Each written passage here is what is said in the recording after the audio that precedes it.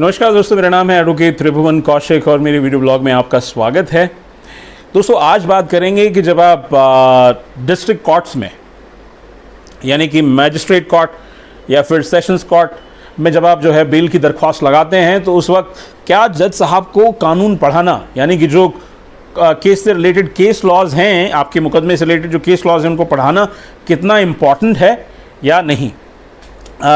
तो दोस्तों आइए इसको शुरू करते हैं। लेकिन before I begin with the topic, अगर आप लोगों ने मेरा वीडियो ब्लॉग अभी तक सब्सक्राइब नहीं किया है तो इस वीडियो को पॉज कर लीजिए और सबसे पहले मेरे यूट्यूब चैनल को सब्सक्राइब कर लीजिए, जिससे कि जो मैं वीडियोस बनाऊं फ्यूचर में वो आप लोगों तक पहुंच पाएँ। तो आइए शुरू करते हैं। तो दोस्तों अमूमन ये देखा गया है, यहाँ मैं तो कहूँगा 99% मुकदमों में ये देखा गया है कि जो डिस्ट्रिक्ट कोर्ट में जो वकील साहब प्रैक्टिस करते हैं, जब अपने क्लाइंट की वो मैजिस्ट्रेट कोर्ट में या फिर सेशन कोर्ट में जब भी बेल की दरख्वास्त लगाते हैं तो वो दरख्वास्त के साथ साथ में जज साहब को केस लॉज बताते हैं कि देखिए ऐसा है, फ़लाँ मुकदमे में ऐसा ऐसा हुआ और फ़लाँ चीज़ हमारे मुकदमे में जो है ये अप्लाई होती है एट्सेट्रा एट्सेट्रा। ये कोई गलत प्रेसिडेंट नहीं है। I am not saying I am against that, I am saying इसको इस्तेमाल करना चाहिए। अगर आपके पास रेलेवेंट केस लॉज हैं आपकी बेल की दरख्वास्त को सपोर्ट करने के लिए, तो आपको उनको जज साहब को दिखाना भी चाहिए। लेकिन एक कहावत है, चौबेजी बने छब्बेजी बनने और दुबेजी बन के निकले।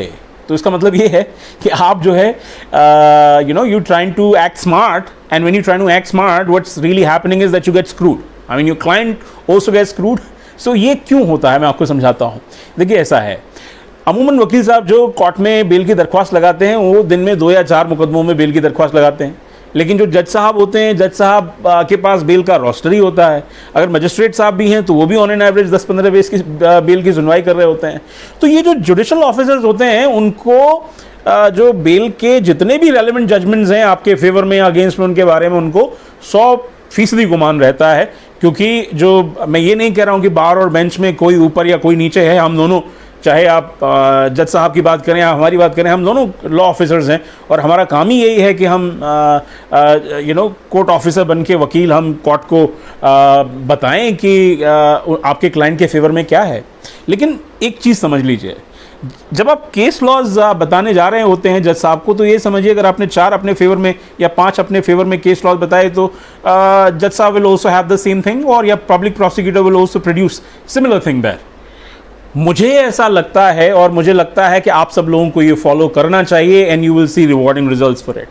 देखिए ऐसा है, जहाँ तक बेल का सिद्धांत है, बेल देना आम तौर पर जो है इट्स अ रूल, और बेल नहीं देना इट इज़ एन एक्सेप्शन। तो I am sure you guys will follow me on that. अब बात करते हैं कि अगर आपका कोई रिश्तेदार या आपका कोई घर परिवार वाला या आपका क्लाइंट अगर जेल में है, तो जब आप बेल की दरख्वास्त दे रहे हैं मैजिस्ट्रेट कोर्ट में या सेशंस कोर्ट में, आपको क्या करना चाहिए। दोस्तों, based on my practice for a decade, I would suggest जब आप बेल की दरख्वास्त मूव कर रहे हैं मैजिस्ट्रेट कोर्ट या सेशंस कोर्ट के सामने, आपको चाहिए कि आप जो है अपने केस के फैक्ट्स के बारे में डिस्कशन करें। अगर आपको लगता है कि आपके क्लाइंट को जो बेल के लिए जो आप एप्लीकेशन मूव कर रहे हैं उस पर आप फैक्ट्स पे डिस्कशन नहीं करेंगे, तो फैक्ट्स पे डिस्कशन नहीं होगा।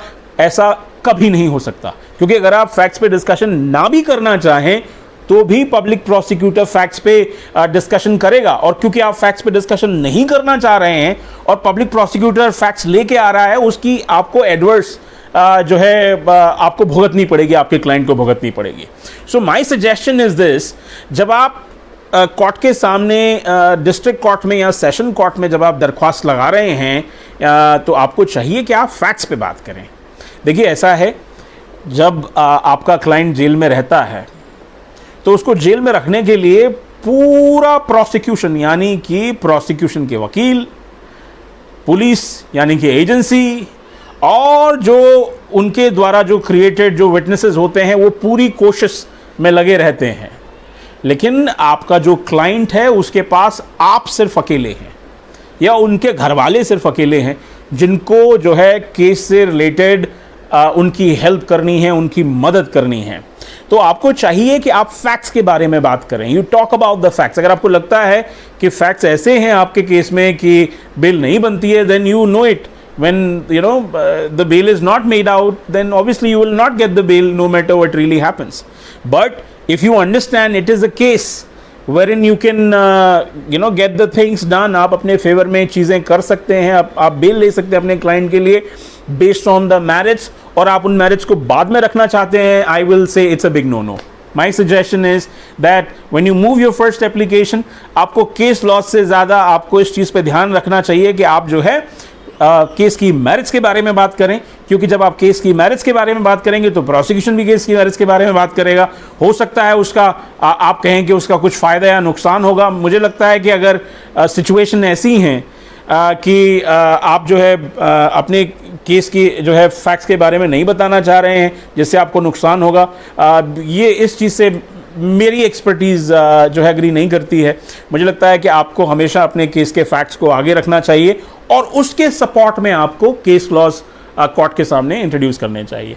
अगर आपको लगता है किसी XYZ केस में आपके जो केस के जो फैक्ट्स हैं वो मैच करते हैं, तो आप ऑब्वियसली मैजिस्ट्रेट कोर्ट या सेशन कोर्ट में आप उनको अपने आर्ग्यूमेंट में इंक्लूड कर सकते हैं और दूसरी पार्टी को रेलेवेंट कॉपीज़ आप प्रोवाइड कर सकते हैं. जज साहब को तो आप कॉपी देंगे ही देंगे कि आप इस केस के ऊपर रिलाई करते हैं, लेकिन आप फैक्ट्स को आगे रखिए, क्योंकि जब आप फैक्ट्स को आगे रखेंगे तो उससे आपके लिए एक ग्राउंड, एक बेसिक ग्राउंड बनेगा. In case if your client doesn't get the bail right now, if it's established by a way of your bail application कि फला एक फैक्ट था जो क्वेश्चन में है, अगर वो फैक्ट सेटिस्फाई हो गया फ्यूचर में तो your client will get the bill. So do your arguments when it comes to your first application or your application before the magistrate or a sessions court.